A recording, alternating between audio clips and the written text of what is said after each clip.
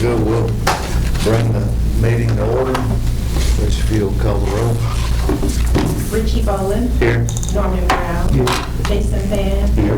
Ricky Greenberg. Here. Philip Lim. Here. Michael McCann. Here. Tony Opals. Here. Jim Warden Jr. Here. Shan Womack. We definitely have a forum today. Yeah, it's a good house. Do we have any public comment? Okay. Everybody should have got a copy of the last meeting minutes from Jim. Anybody sees any issues with those?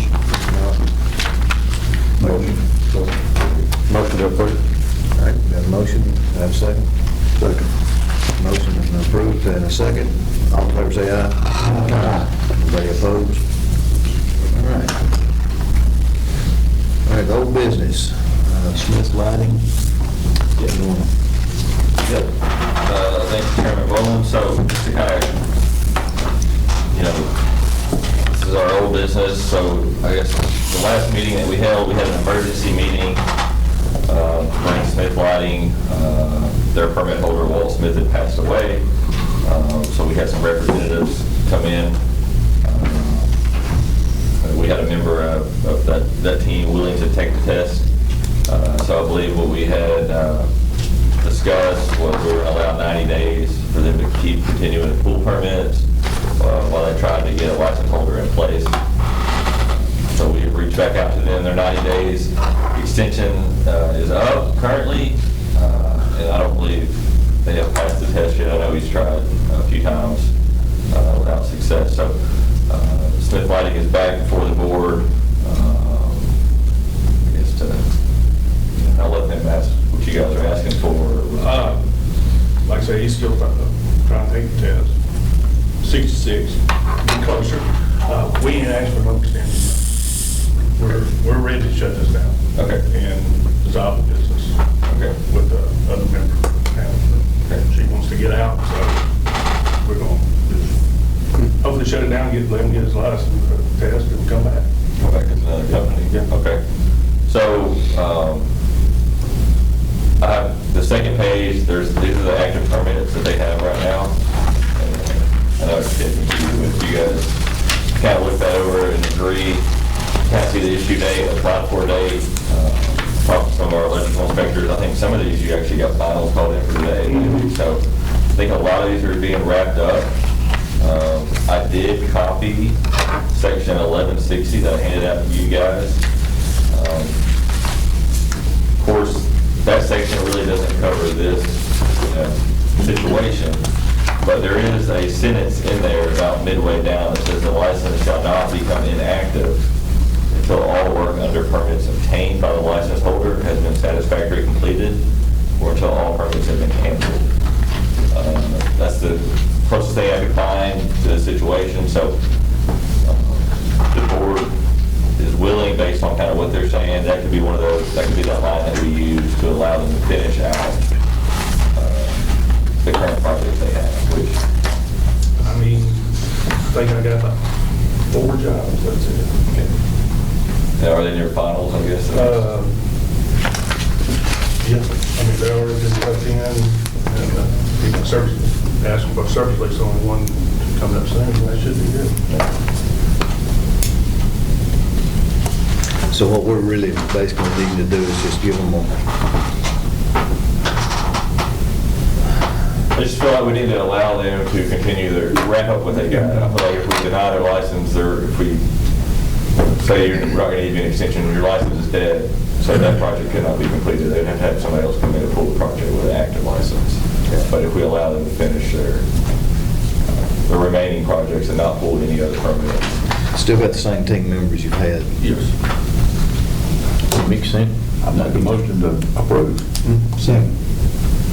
So just extend it, we're going to extend their license until they get these jobs final. Nothing But won't allow them to pull any. Nothing new. Yeah. After that. Yeah. All right, so we've got a motion and a second to approve them for that. I make a motion and then we let Smith Lighting complete the outstanding job. At this point going forward, they will stop putting in a more new public.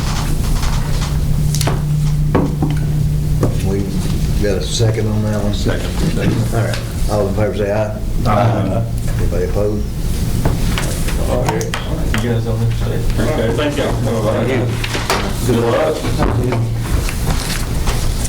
Hopefully we see you guys back. Me too. The inspector say you guys do good work, so keep it up.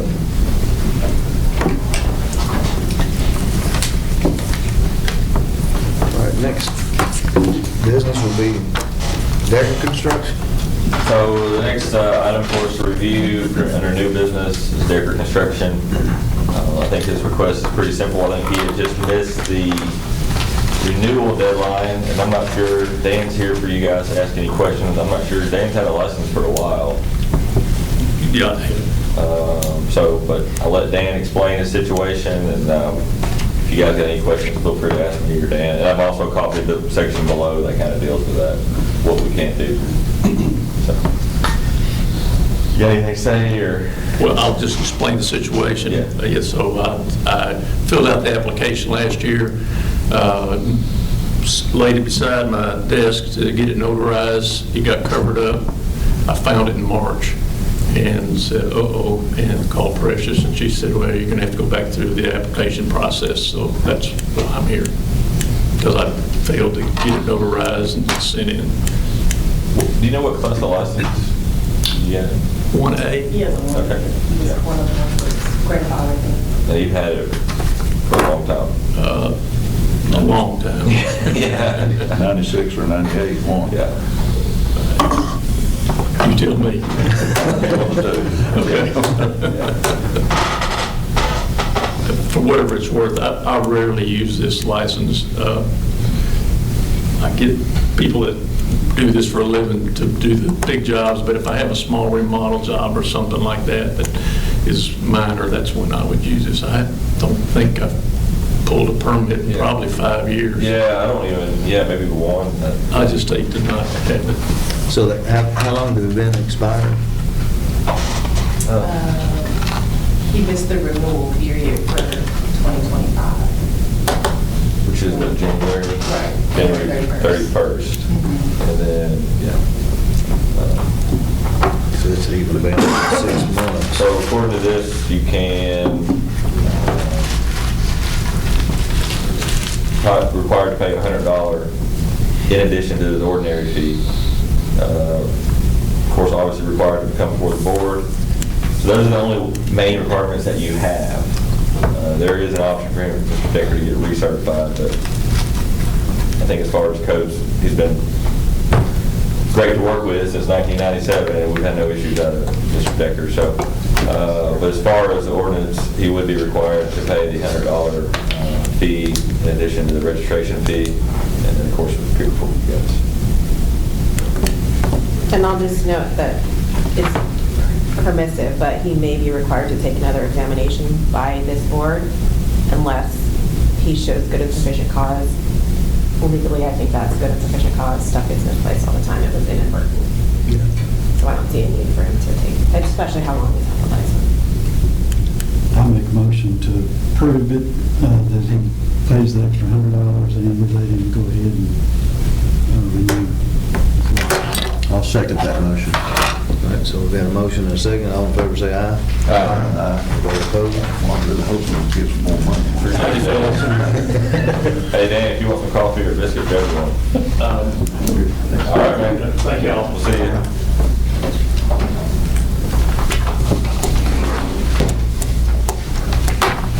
Any other business? Mr. Chairman, I have a question to ask the staff here.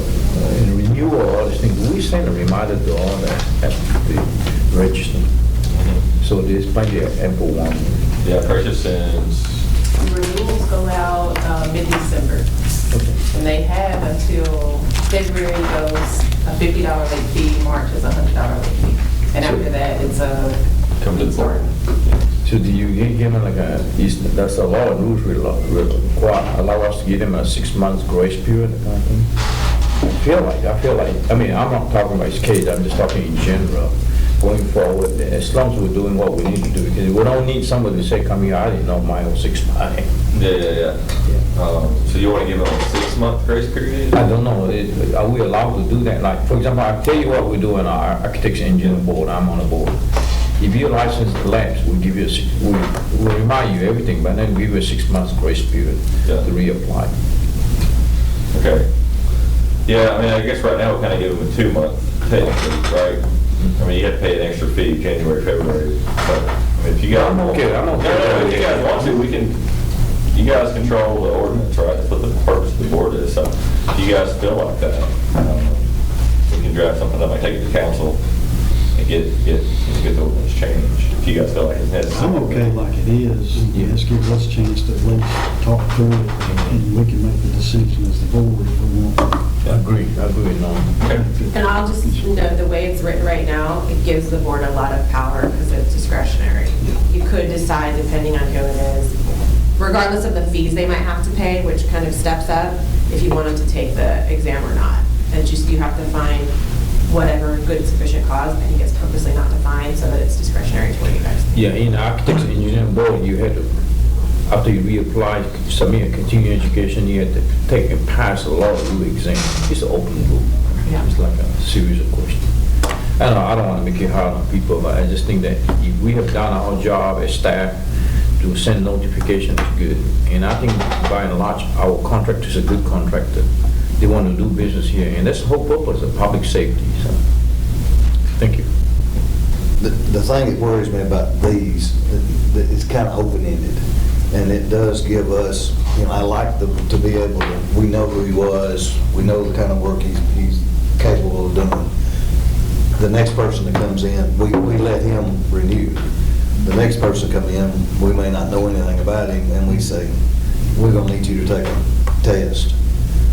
Have we set a precedence by allowing one to not take the test and the next take a test? I think in this specific case, because his explanation was, he set it on his desk and just didn't get it notarized, it's not like he was trying to be shady, for lack of a better word about it, and kind of do work that he knew he really wasn't qualified to do. So I think it very much depends on like what the reason is that he failed to make a timely application, especially with notices that we never given out. But I mean, I'd be comfortable defending that if the situation came up. So do you, I know you send notices for us to renew, but do you send past due notice or any other notice? So one's all we get. Just that one, yeah. But that could be something that makes sense. I know we have a lot of license holders, Almost 500, yeah. 500. It was a lot. Do most of them renew every year though? Last year, we had a lot of them every year. So I wonder how many extra notices that would be. Like if we got, like Richie's saying, like we get to a certain point, maybe we just send that notice again, final notice, and we give them another, like, we send that on January, whatever, the last day, and say you've got 30 more days to renew, it will be an extra $50, but just, we could do something like that. I think that would be good. That might stop that. Okay. I mean, we don't see this very often, most people Yeah, do I think this renew. was unique because he was grandfathered in, so he couldn't submit all of the paperwork because he didn't have the CEC, so. Right, I'll look at state CE, you can just reapply. Yeah. Just another layer of protection for our staff and stuff. So you don't need people in the public to accuse us, y'all only send me one notice, I move. At the end of the day, whether you move or not move, it is your responsibility. You're the license holder. Just like I hold my PE, I have to make sure I keep the board informed. I think that a lot too, when they'll come back and I'll call and ask for the new address. Like me, I don't read my emails. Or even worse, with the way mail is today. I mean, So do we mail it, right? Yeah. I mean, I could see. Can we email it? Like, could we pull a master list of email, and just email Yeah, I've it? emailed some of them. That may be another option, maybe we can mail it, and we can pull a master list, just send a generic, not to a certain company, but hey, you're an active license holder, you're a permit holder. That way you get it 2 different ways, email and. I know Precious is going to enjoy this. I can see somebody coming in and say, well, I didn't get a renewal notice. Yeah, you I don't will need just it. say legally, when we put it in the mail, that's sufficient. It's like when you don't get your jury something, you know. So mailbox rule in the law is once we put it in the mail, that's considered notice. Yes. So, but yes, some people aren't great about checking them out or getting it. It's already created more work for you.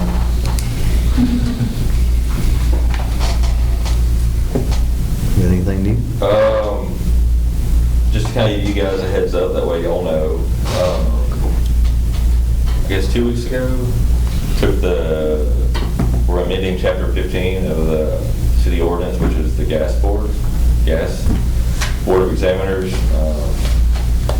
We're doing away with it, so we're going to dissolve that board, and we're just going to go to standard licensing laws, just like the state has enforced, the county, everywhere else. So that, we didn't really have any teeth with that board. The state put a law in place that we really had no power. So like the electric board, we can still do what we want and control, our jurisdiction. But what the state had passed years ago made it where there was no requirement to get you didn't have to get a city license. There was no requirement for that. So everybody was just getting their state license, not even having to get the city license. And then over the years, that had dwindled down to, I think we had basically 4 people with a city gas license still, 4 or 5 people. And I think they had pulled 7 permits last year. So there's really no need to keep that board around anymore. That board hadn't met in, I think, 10 years. So I've been here 15 years, and I've never been to an official gas board meeting. Mike DeWeese was the chair, and DeWeese's term ran out 4 years ago, so that was not an active board.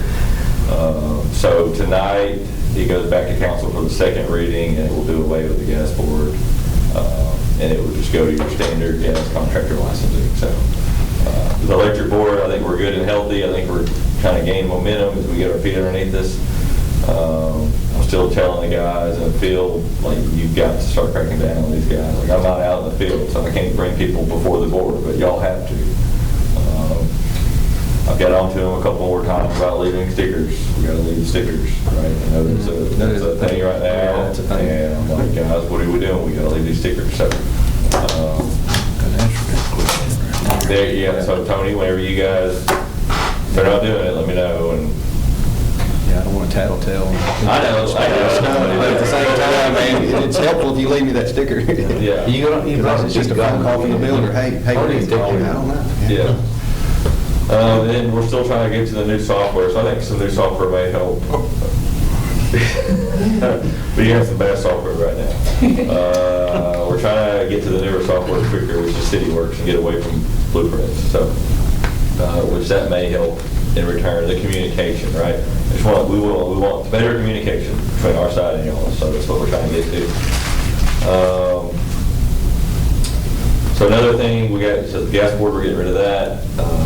We got a meeting today with the home builders and other jurisdictions. I think Mike's going to be there possibly. So I think Mike's trying to get a lot of free meals today. Hey, do what you got to do. I'm not building houses right now, so and you realize it's being recorded, so you know. Yeah, no, that's fine. I enjoy Mike. He's a good guy. So what we're going to discuss there, we had already discussed a few weeks ago. We had a call between the jurisdictions. And I think we're gunning for April 1st would be the new code adoption. Everybody was kind of saying end of the year, springtime, but like I said, we've all met. We're going to meet again today, but we've all talked on the phone. So probably going to try to get the ordinance passed in January or February, giving people 60 days, put an effective date where it doesn't go into effect until April 1st. So we'll put that on our website. And that will be going to the 2023 NEC. Part of the discussion today is to meet with the home builders to see if they want if there's any codes that they don't like in the new code that we can amend, right? We can always amend codes that we don't agree with or may not fit our jurisdiction at that time. I've met with the home builders already, kind of one-on-one. I've kind of got a list of them, kind of what they want, and then we're going to meet again today. Obviously, we want everybody to agree on the new codes. If there's anything that, like I said, doesn't fit our jurisdiction or makes home prices go way up. That's not a value. We're gonna try to amend back out. So I think we're gonna try to stay with the same energy code, which some of the energy code affects the lighting. I think they were gonna require sensors in every bedroom. After 10 minutes, the lights go off, which I don't want that in my house. I don't know why y'all, but I don't see the calls for that. So little things like that. But if there's anything that you guys hear of between now and probably January, as far as the 2023 NEC that we don't agree with, or hey, Middle Tennessee Electric, if there's anything in there that, hey, this is how we operate, but the code says this is how we operate, let me know. We can amend to what, your guidance. When are we adopting the new code? Hopefully April 1st. April 1st? Yeah, next year. The only thing that came to my mind, the two things that is kind of simmering up is there's a lot of solar installation going on and also battery storage. And so those are energy sources. So I don't know how traditionally, how the code, even with EV chargers, you look at it like a commercial build up. You get a 500 kVA transformer, 277 480, okay, and you just go in and pretty much the electrician probably stop there, and then the energy people will take over and then they install that battery, the chargers. So I was wondering whether, so far the number one concern about battery is catching on fire. Yeah. And then of course solar and battery, every time our linemen work on a line, we actually expect them to have a physical disconnect switch. We would disconnect them with grounded switch before our guys work on it. Then back in our SCADA system, we will say one shot tripped out means if the lineman gets into a line, it will be one shot. So safety is all about safety. But it's coming with a lot of push, but as energy storage and solar continue to grow in our system, what that really look like. So Yeah. it's still evolving, but. Any questions on as far as code adoption? Do you think y'all do a meeting like we've done in the past when the electrical codes have changed for an electrical inspector or someone to go over the new code changes? How we've done in the past? All right, we can try. I know we did a home builders class for the 2024, the new code changes. There wasn't a lot of electrical. Okay. Everybody kind of pushes electrical off. I'm probably a little weak in electrical to be trying to teach you guys how to do electrical. It's not I need y'all to teach me how to do it, but I think for sure we can do something. Yes, I think we can touch on the high points. It may be a simple PowerPoint presentation that's broken down, saying this is a major change. But I think we can definitely get some notification now for you guys. But electrical, again, I'm going to probably rely on my inspectors and what they're learning in classes and the outside sources of you guys, if you guys are hearing anything. And then I may try to get some documentation about, AI is pretty good nowadays about what are the major changes between this code and this code. Typing it in, I can probably get a pretty quick synopsis of it. But I definitely think we can get a PowerPoint or something simple out for you guys. Hopefully by, well, in my mind, what I would like to do is kind of get the ordinance drafted up with the amendments. Yeah. And then maybe send out saying, here is the proposed ordinance with these amendments, and then here is our PowerPoint saying these are the changes. Is everybody okay with that? But that's kind of what these meetings are that we're having today. We want to get everybody to agree, buy in on this. What kind of, in other words, if it goes into effect April 1st, what kind of leeway will we have with work that's either under contract or negotiated? Because sometimes it can affect pricing on a bigger project, for instance, or for sure.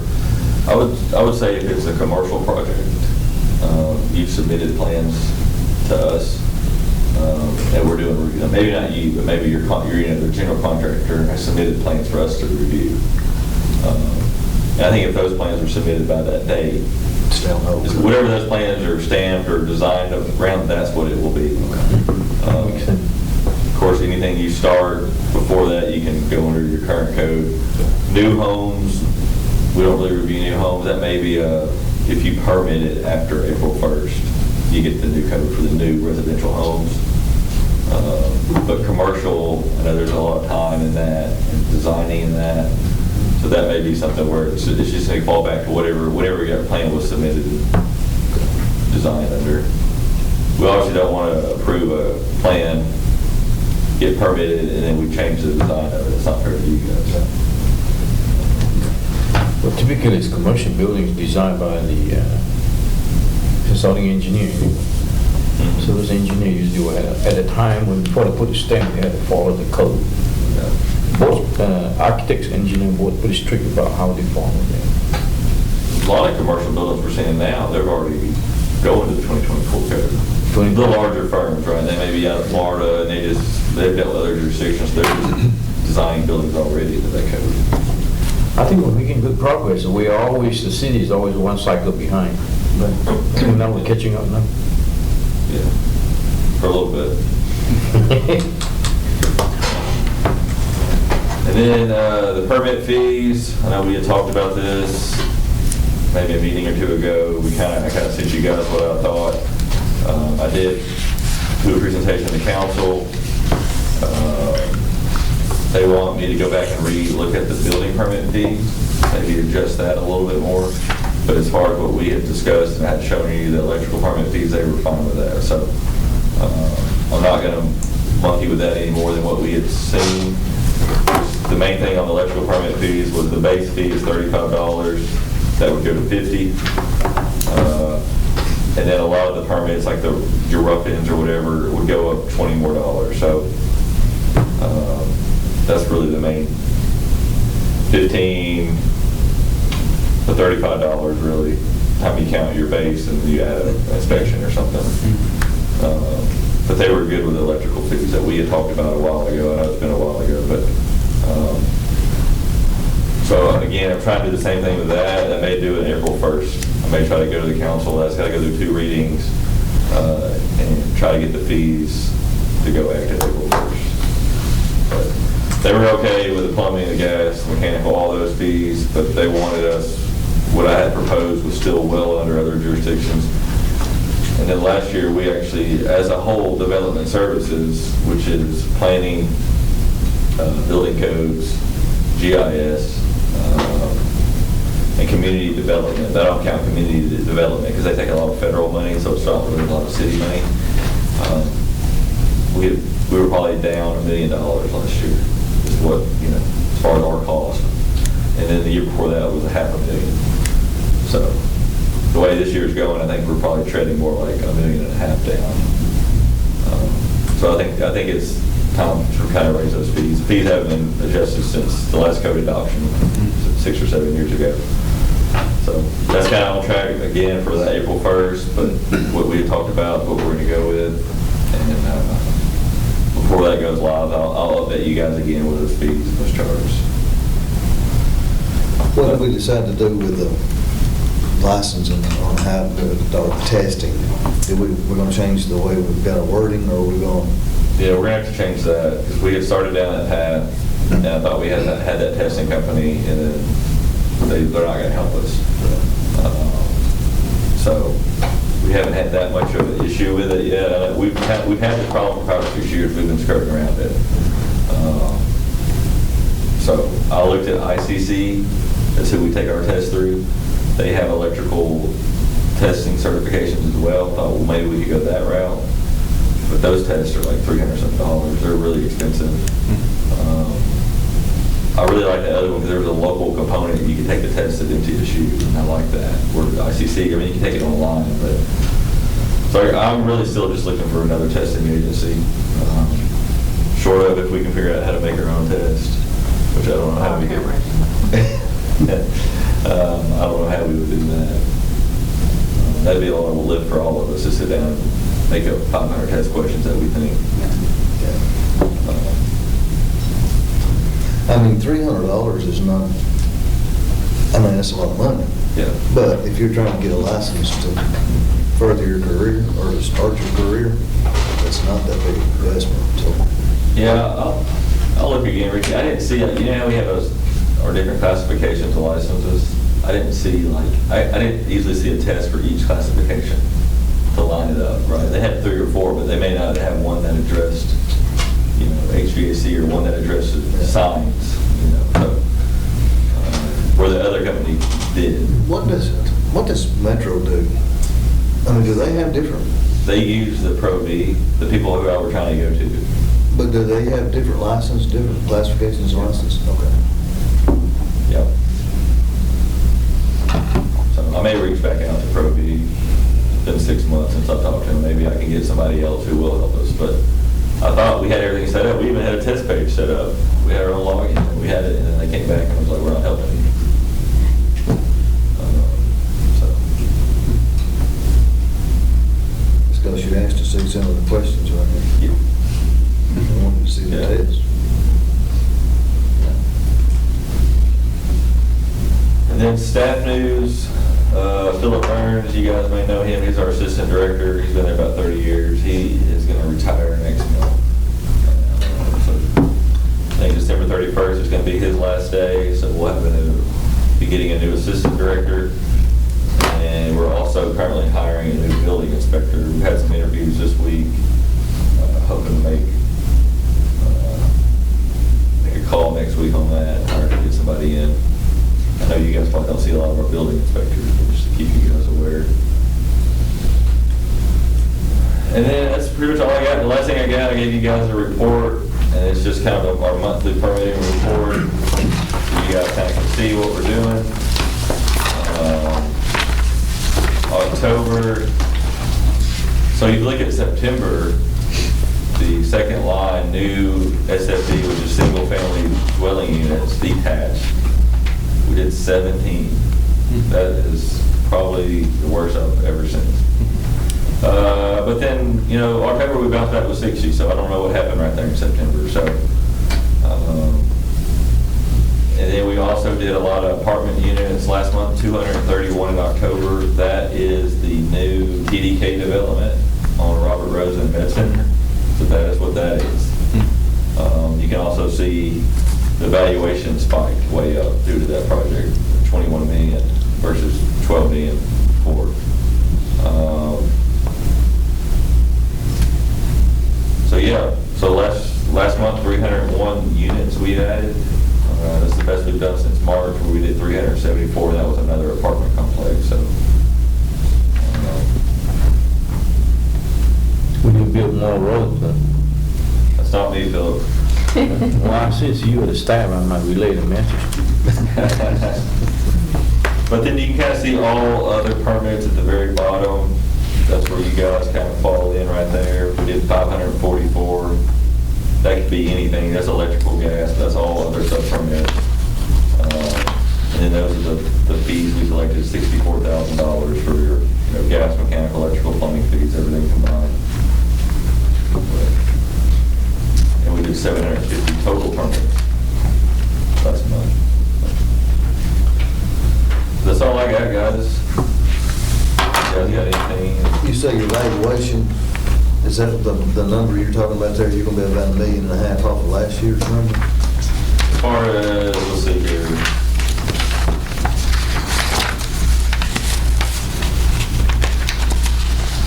Total fees. So look at the total fees at the very bottom. So it says $3 million. That is basically our revenue. That's building code revenue lines, the total fees. So a few years ago, I think during COVID, we had a really good year. For some reason, it was odd. I think we did about $4.5 to $5 million. That year, last year it dropped to about $4 million. And then this year, if this holds true, we got November, December left, and if we're averaging 250,000, 200,000 a month, so that's going to be about $3.5 million. So, as a city, we've grown. Development services has grown. Council has been good. It's got 3% cost of living raise every year for the past 6 or 7 years. So that's 21%, and just staffing costs have gone up. So now fees are kind of getting caught back up to that 21%. So. I don't know if you'll ever be able to really compare 2020 because of the money that was flowing. Stimulus money and all that stuff. Yeah. The people were spending money then that They're not spending to that. Yeah. And I don't want to, again, we're not trying to, I just want to pay for services. I don't care if we lose money. It's not about the money really, because it is to a point, but if we're losing, because we're constantly losing $500,000 a year, that's one thing. But if it's just, we just see the number doing this, I think that's where we got to come in and kind of look at those fees. But I think what council wanted is just to put us in line with everybody else. I'm not going to go over Rutherford County, I'm not going to go over probably Franklin or Williamson County, I'm just going to try to get us right underneath them. But in turn, just because other jurisdictions are doing it, that don't mean you need to do it either, right? That's not the reason why, it's the reason why, we just can't try to make every department self-sufficient.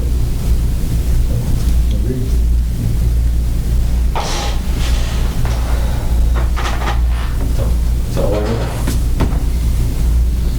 If you allow me, Kevin, thank you. Anytime you have any emergency, you just kind of tell the board. yeah. If you happen to be out there and then you see there's a line or transformer in emergency, if y'all can not get hold of anybody for MTE, you have my phone number. Yeah, I called you on that one.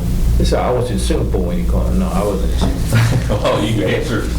Yeah, I mean, trust me, you don't know where I might be in Rome tomorrow. Who knows? I would just pick up the phone. Well, that The was- bottom line is that if you got in a situation, I know Tony knows this routine, just call. Yeah. Because I don't want to get compromised situation while we're waiting for MTE to come. We are a very large organization. But I think one of the things that I'm trying to do is that even we're large, we should be small to you guys. Right, yeah.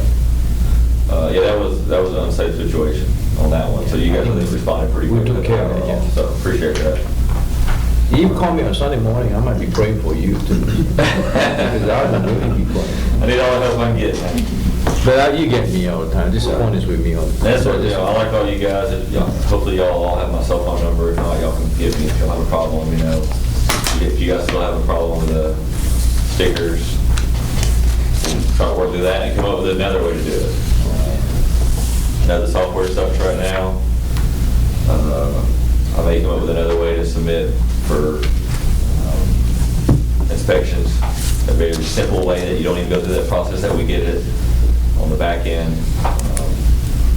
So we're constantly trying to help you guys. So, Good job. yeah.